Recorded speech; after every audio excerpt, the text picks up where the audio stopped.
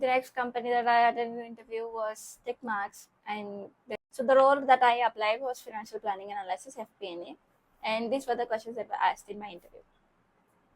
First was obviously introduce yourself, and then how do you recognize revenue?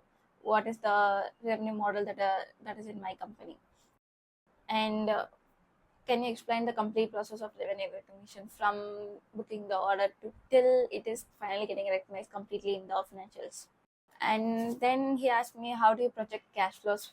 What are the steps involved in cash flow projections? And he gave me a question that is, how would you project cash flow for PVR? And what do you think are their main sources of income? And he asked me, what are the difficulties that are faced in cash flow projections? Like, in which part have you struggled to project, or there is always a different variances? And how would you reduce the variances in the next month or in the next projection that you would do? And then why tick marks and why FP&A? Why do you want to get into the FP&A role? Why do you think you are suitable for financial planning analysis? Then finally he asked me a interesting question, which is, what is the angle between hour hand and the minute hand at 7:30?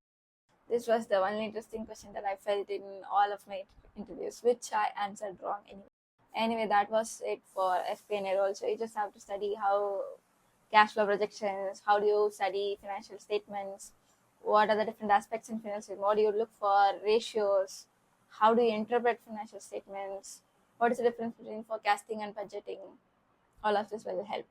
And you can always use ChatGPT to prepare for any role or for any company, and it is really, really very, very helpful to prepare for interviews and to even have mock interviews. And that's it.